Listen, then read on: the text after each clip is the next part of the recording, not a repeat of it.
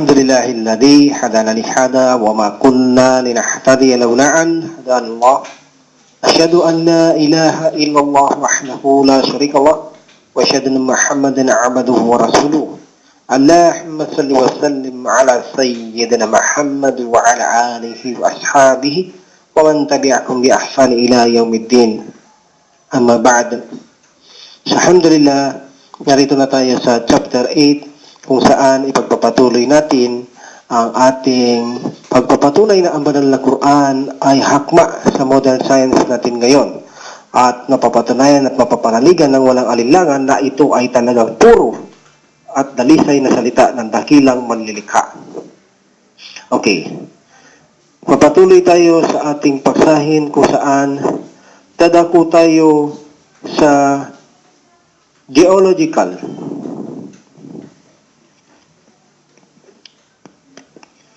Okay? Kung saan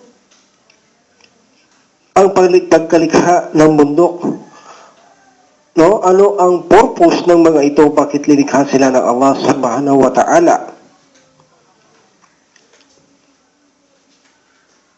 Ang mga bundok ay lilikha ng Allah subhanahu wa ta'ala na ito ay mga pundasyon o talusok. Ang dahilan, ginawa ito ng Allah subhanahu wa ta'ala upang hindi mayugyug, no? O mag-swing o ma-shake ang ating mundo o kalupaang hinahabakan.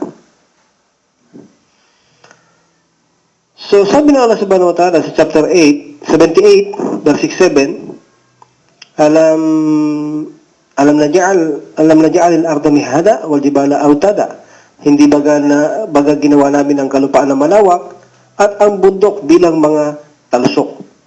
So, ang mga bundok ay parang mga talusok. So, ang bersikulo nagpapakita na ang tungkulin ng mga bundok ay upang maiwasan ang pagyugyug ng ating kalupaan.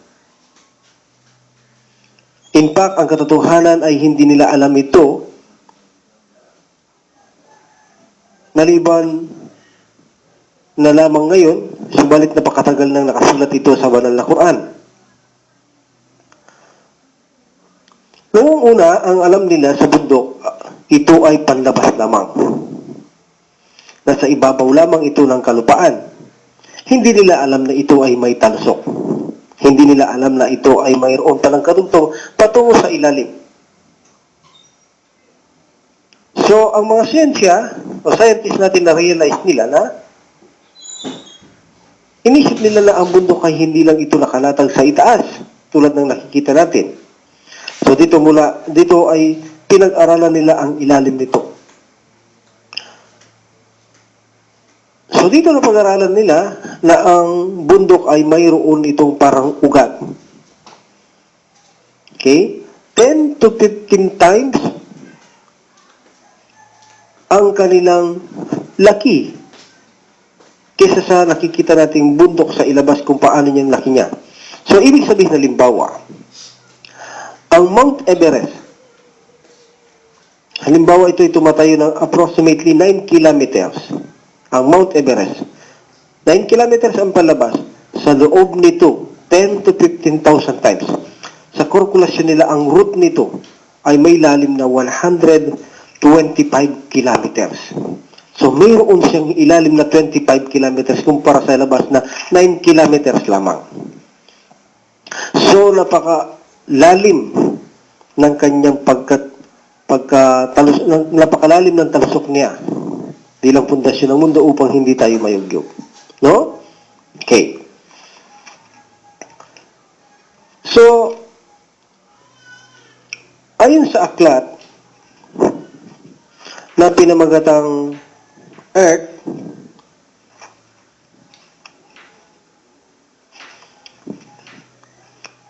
sa pamamagitan ni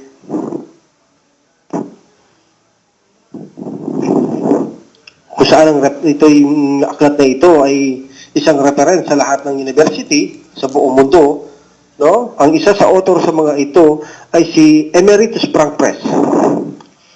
Si Emeritus Frank Press ay isa itong science advisor ng unang US President na si Jimmy Carter. At 12 years siya o 12 taon siyang President of National Academy Science sa Washington, D.C. Sa kanyang aklat, siya nagsasabi na ang bundok ay mayroon itong ugat sa ilalim.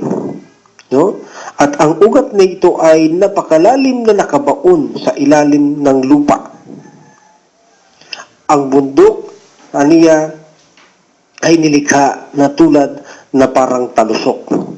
So ito ang sinabi niya. So mismo si Dr. Frank Press ay nagpapatunay na ang bundok ay mayroon itong talusok. Kung kailan lang ito nadidiskubre. Ngayon lang ito nadidiskubre sa panahon natin, ngunit napakatagal na itong nakasulat sa banal na Quran na kung saan linikha ng Allah subhanahu wa ta'ala ang mga bundok, no, bilang mga talusok, mga pundasyon, poste upang hindi mayugyok ang ating kalupaan. So iba ang yugyog, iba ang lindol. So inaakala nila kasi, kung hindi mayugyog, bakit lumilindol? So iba ang lindol, iba ang yugyog. Kapag sinabing lindol, ito ay zalzala. Bagang sana sa Quran, ida zulzila. No? Ito ay zalzala, ito ang lindol. Ngunit kapag sinabing tamida, tulad mababasa natin, no? Sa chapter 21 verse 31, chapter 31 verse 10, chapter 16 verse 15, magbabasa natin ng tamida. Ibig sabihin ng tamida at zalzala, ito ay magkahiba. Ang zalzala ay lindol, ang tamida ay upang hindi tayo ma-shake o mayuga. So iba ito. Hindi nangangahulugan na ang bundok ay linikha ng Allah na hindi nalilindol. Tumilindol, ngunit hindi tayo nahuhuga. Hindi tayo na-shake. Itong pagkaiba ng tamida at zalzala. Okay. So, naipakita natin na kung saan ang mga bundok ay mga pundasyon ito, parang mga talusok na nakabaon sa ilalim ng lupa at napatunayan ito kailan lamang sa ating sesya, ngunit napakatagal na sa banal na Quran na sinabi na sa Subhanahu wa Ta'ala 78 verse 7 at ang mga bundok bilang mga talusok. No? Hindi ba ginawa namin ang kalupaan na malawak at ang mga bundok bilang mga talusok? Pampatatag sa kalupaan, ibig sabihin. Ganun din, linikha din ng Allah subhanahu wa ta'ala ang mga bundok na ito ay mga matatatag. Matatatag.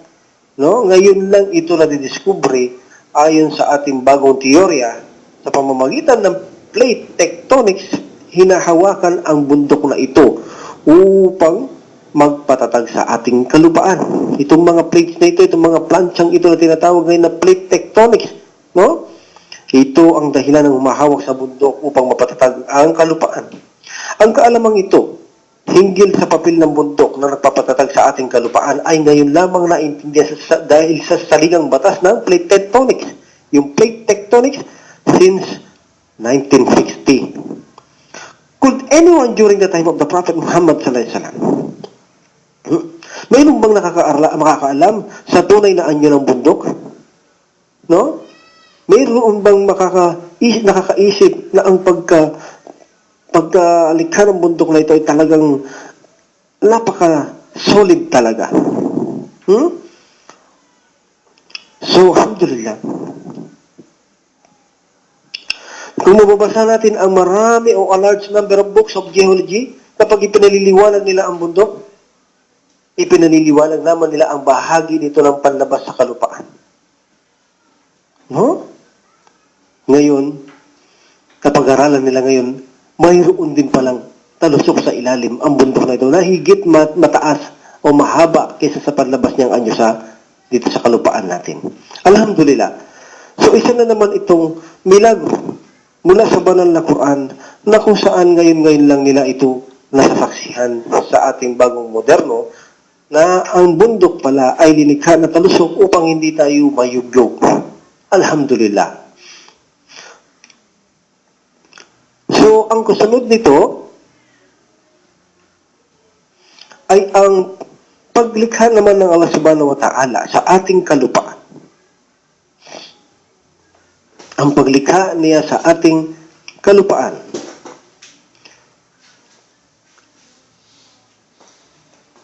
Ayon sa kanilang pag-aaral, Ang paglikha ng kalupaan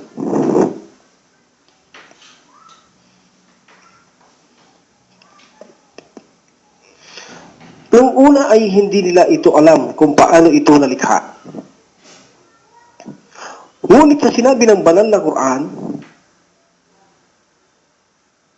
ay pinag-aralan nila ito. Na sinabi ng Allah subhanahu wa ta'ala sa chapter 13 verse 3, at siya ang naglatag sa sangkalupaan. At naglagay dito ng matatag na mga bundok at mga ilog at lahat ng uri ng bunga kahoy. So siya ang naglatag. The Arabic terms na ginamit dito, madda al-arda, ay inililiwat ito sa salitang naglatag, nagunat, nagbuka, nagpalawak, nagpalaki. So ang lahat ng ito ay tama at iisa lamang ang kahulugan. Kapag sinabi mong latag, iba ang latag. Iba ang sinabing ilapag mo dyan. Kapag sinabing latag ay mayroon itong kasamang pagsasaayos. Aayusin mo.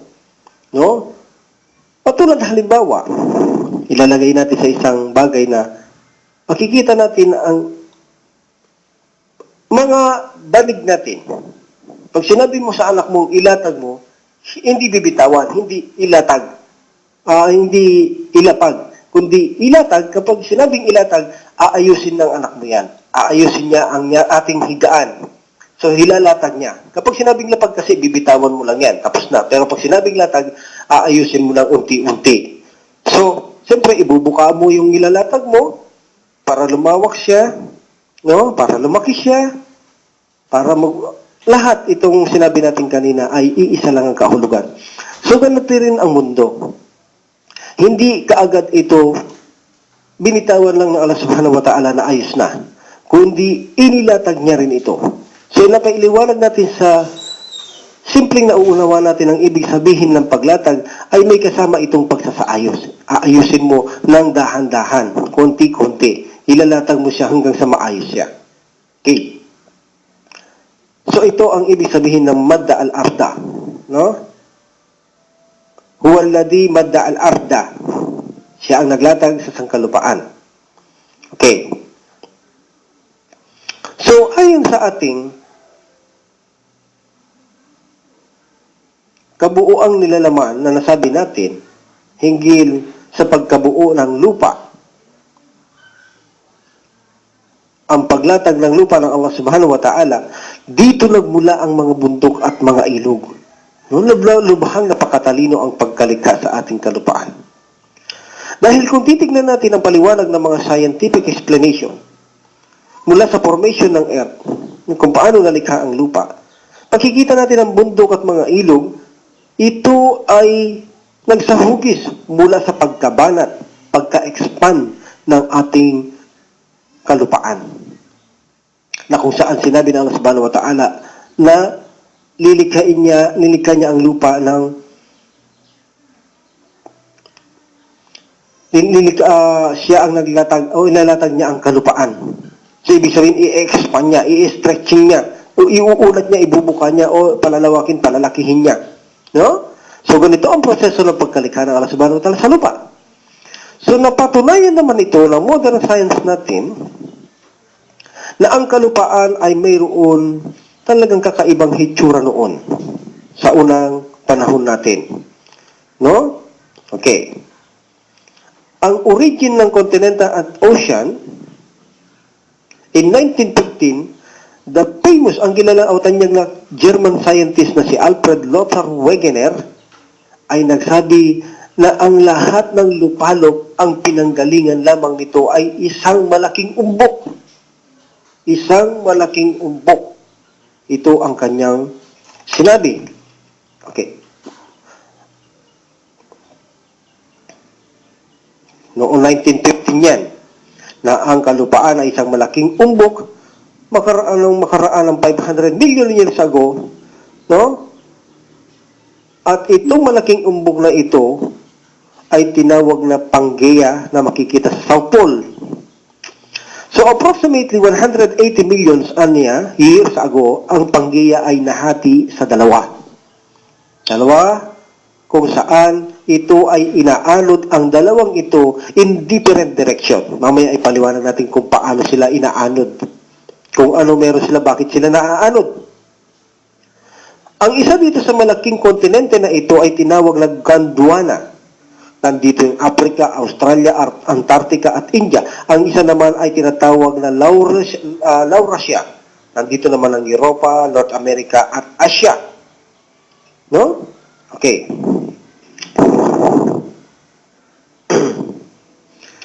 Ang theory ito ay pinagpalagay lamang ngayon kahuli-hulian lamang panahon dahil sa pag-unlad ng ating mga larangan sa siyensya.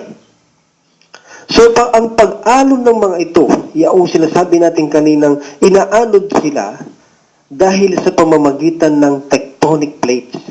Meron silang tectonic plates na parang plancha na nakapatong dito ang kontinente at ang ocean kung saan dala-dala ng tectonic plates na ito. Kumbaga sa isang kanin ay ipinatong mo ito sa isang plato. Ito ang nagdadala sa kanin upang ito ay gumalaw. Ibig sabihin nakalutang siya sa tubig. Kaya inaanod siya ngayon ng tubig. So ganito ang pagkahati ng dalawang ito. Ang Gondwana at Laurasia, sila'y inaanod ang bawat isa dahil sa ang ocean at ang ating kalupaan ay nakapatong sa tectonic plates. No? Okay. At ang tectonic plates na ito, kung saan inaanod ang kontinente natin at kasama ang ocean, so mayroon ito in over a layer of liquid. No? Ito yung tinatawag na magma, kung saan napakatindi ng init at pressure nito na alam nito sa katawagang asthenosphere o upper crust.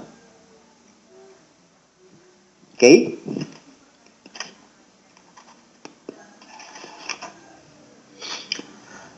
At ito ang dahilan kung bakit nahati ang ating isang buong nakaumbok na lupa noon. Sa pamamagitan ng mainit at malakas na presyon ng magma, ito ang naghati sa lupa. Hinati niya ang isang buong plate noon kasama ang ocean at kalupaan, ginawa niyang itong biniyak at ginawang hati ito. Naging dalawa ang plate, natural. Dala niya ang dalawang bundok at ocean natin o kontinente, dalawa na ang plates. Ang magma na ito ang siyang naghati. Hindi kasi maaaring hindi lumabas ang magma sa ating kalupaan. Kapag hindi ito lumabas, imposibleng magkaroon ng buhay sa mundo.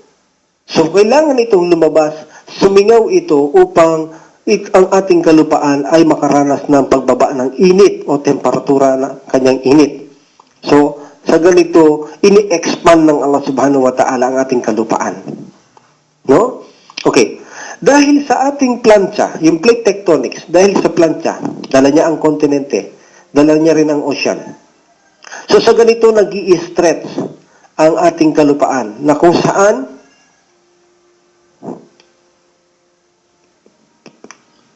mayroon tayo 6 major plates. Maliit, no? Okay, karamihan dito maliit. Meron din naman itong malaki na tinatawag ng mga ito ng plate tectonics. Okay, sila ang nagdadala ng ating mga kontinente at mga ocean upang mabanat ang ating kalupaan. Ang kanilang pagbanat o paglayo sa bawat isa ay mayroon itong 1.5 cm per year. Na? Ang mga plate na ito ay patuloy na ito'y inaanod. Okay? Nagkakapag-produce ng slow change in the Earth geography. Okay? So, ang pinakamalaking ebidensyang nakikita natin ngayon ay ang paglaki ng seabed sa pamamagitan ng Arabia at Africa, kung saan ang kontinente ay lumalayo sa bawat isa ng 3 to 4 times ang bilis nila. Yung sinasabi ng 1 to 5 centimeters per year, sila 3 to 4 times ang bilis nila sa paghihiwalay nila. So, ang resulta ng mga ito sa pagpapatuloy ng paghiwalay nila ay lumapad na lumapad ang lambak nito. So, nagkaroon ang paglapad ng lambak dito. Kasi ang bundok, kapag pinaghiwalay ito, hindi automatically na lumilitaw dito o nahahati na bibiyak siya. Mayroong pangyayari kung minsan, hindi ganon. Mahahati siya pero mayroon siyang matitira sa ilalim na nagagawa ng lambak. Ibig sabihin, tulad halimbawa, ang isang goma na isang bilog, hinati mo siya sa kalahati, binatak mo siya sa kaliwat kanan ng iyong kamay. So, hindi agad ito mapuputol. Mayroon siyang matitira sa ilalim na kung saan ito yung tinatawag na lambak. At sa taas ay nagmimistulang mga bundok. Itong dalawa. No? Mataas kasi yung isa sa magkabilang panig. Yung isa sa ilalim na binatak mong goma na flat, ito yung pinakalambak. So, sa ganito, no? Ang lambak na ito, dahil sa patuloy na lumalapad ng pagitan ng Arabia at Africa, sa kanilang pag-aalod ng kanilang mga tectonic plates, no? Ang lambak ay patuloy na lumalapad, no? Kung saan dito ang lambak na ito ay ang tawag sa dito ay ang Great Rift Valley dito sa East Africa at Arabia regions, okay? Ang Great Rift Valley ay isang geographical at geological formation na in-stretch ito sa loob ng 6,000 kilometer from Sudan in North Africa to Mozambique in the east. So, ang Bali ay lumayo, umagwat mula ng 30 to 100 kilometers in width. In width. At mga ilang-ilang libo na kilometro ang lalim. So, ang lalim ng lupang ito ay nakabuo ito ng lambak. Dito ang lambak na ito ay ang Mount Kilimanjaro at Mount Kenya. Nakabuo ito ng lambak na tinawagang Mount Kilimanjaro at Mount Kenya sa Africa at sa Arabian Peninsula, at ito ay nag-move away from one another. No? Last million of years. Okay. So ngayon, sa kanilang pagbatak, ang lambak na ito, sa kanilang pagputol ay nagkaroon dito ng ilog na kung saan lumabas dito ang ilog ng River Jordan at Dead Sea at ang Gulf Aqaba. Okay. So makikita natin ang ibig sabihin kapag inila mo ang goma, mayroon siyang natira doon sa ilalim na malapad, darating dang araw, dahil sa pag-expand niya, sa pagbatak niya, mapuputol ito sa ilalim nito, na tinatawag natin bagalambak. Dito, pag naputol ito, lalabas bigla ang tubig. So, patuloy na panahon na paglayo nila, paglayo sa bawat isa, lumalapad naman ang dagat o ang tubig na lumabas na ito, siya nagiging ocean o dagat o karagatan. So, ganito nagkakaroon ngayon ng mga tubig. No? At nagkakaroon tayo ng mga bundok. Okay. At tunay, napakalalim ng mga tubig na ito. Alhamdulillah, malalim sila. Sapagkat ayon sa researcher natin, ang mga magma sa ilalim ng tubig na nakapatong sa plate tectonics, ito ay may 100 kilometers bago natin marating ito. So imagine 100 kilometers, no? Mula sa surface natin, kung bibiyakin ito ng Allah subhanahu wa ta'ala, alhamdulillah, talagang malalim ang tubig na ito. Siyang magiging dahilan upang magkaroon tayo ng ocean. No? Okay. So sa ganito, patuloy na nahati, no? Pagkaraan ng million years ago, nagkaroon ng paghahati-hati tulad ng Gondwana at La Rausia, na-divide ito sa mga smaller parts, ang mga kontinente nito, hanggang sa ngayon ay mayroon tayong 6 na plates na kung saan lumulutang tayo, umaalod pa pala yun, nagkakahiwa-hiwala ito dahil sa plate tectonics natin. So patuloy itong ini-stretch ng Allah subhanahu wa ta'ala hanggang ngayon, up to now. Dire-diretso ang pag-unat ng Allah subhanahu wa ta'ala, paglatag sa ating kalupaan. No? Dire-diretso yan. So napagkalaman nila dahil sa plate tectonics, kaya tayo nagkakalayo-layo dahil inaanod ang plate tectonics na kung saan nakalagay tayo doon ang kontinente natin, mga kontinente at mga ocean natin. So nakapatong tayo doon. At ngayon lang ito nadidiskubre na kung saan matagal na sa banal na Quran nakalagay ito. Anong aya sa banal na Quran na nakalagay ang kanilang nadiskubreng continental drift? Yung pag-anod ng mga kontinente. So kung tutuusin, mababasa niyo yan sa banal na Quran na kung saan sa chapter 27 verse 88 sabi lang sa banal na at inyong mapagmamalas ang kabundukan na inyong inaakala na nakatatag, hindi gumagalaw. Datapwat sila'y naglalaho na katulad ng paglalaho ng mga ulap. So nakita mo, sila ay naglalaho, ibig sabihin, kapag sila ay nahati, makikita mo ang paglayo nila hanggang sa mawala ng isa. Nagkakalayo sila na napakalayo hanggang sa bawat isa ay hindi na makikita. Halimbawa, ang dalawang nahati na ito, tulad ng Gondwana at Laurasia, ang isang dating umbok, hinati na Allah subhanahu wa ta'ala. Kung tatayo ka sa isang hati na ito, so makikita mo katabi niya ang kahati niya. Pero pagdating ng matagal na panahon, ito ay umaabanti papalayo tulad ng ulap sa itaas na kung saan siya ay umaalis sa kanyang lugar hanggang siya ay naglalaho, nawawala.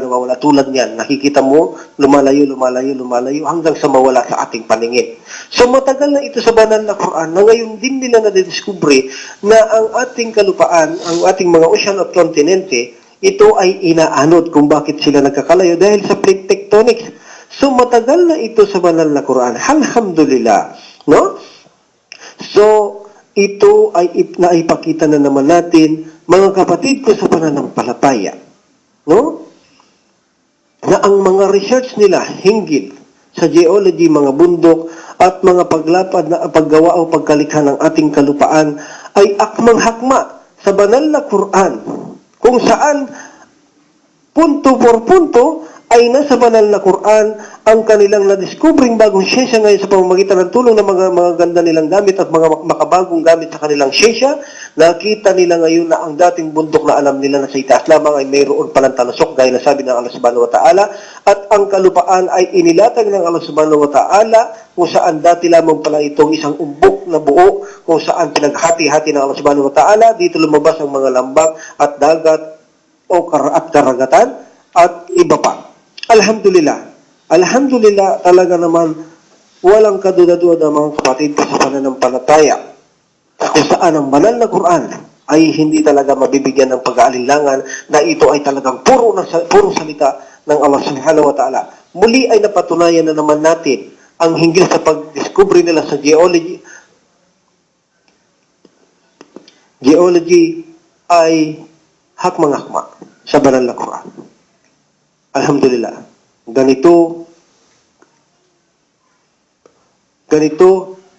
katibay ang pananalig natin sa banal na Quran. Magpapatibay ito sa ating pananalig sa Kanya na ito nga ay tulong at salita ng Allah subhanahu wa ta'ala, habag at biyaya sa atin. So ginagawa nating ibunyag ang mga ito, kapatid ko sa pananampalataya, upang mapalakas tayo sa ating iman. Magpalakas ito ng ating iman at magbigay ng inspirasyon, kasiyahan sa ating sarili na ang banal na Quran sa bawat nakikita at nababasa natin ay nalalaman natin ngayon na ito ay talagang salita lamang na walang kaduda-duda ng Allah subhanahu wa ta'ala. Dalikal kitabu la raiba fi. Ito ang aklat na kung saan walang alinlangan. Na ito ay galing sa Allah subhanahu wa ta'ala. So, alhamdulillah, ito ang ating chapter 8. Inshallah, sa susunod, magpapatuloy tayo sa chapter 9. At ibubunyag na naman natin ang iba pang na-discovery nila na kung saan ito ay hakma din sa banal na Quran. Inshallah. Wa akhir da'wana alhamdulillah rabbil alamin wa salatu wa salam ala rasulillah subhanaka allahumma wa bihamdik asyhadu an la ilaha illa anta astaghfiruka wa atubu ilaik. Assalamu alaikum warahmatullahi wabarakatuh.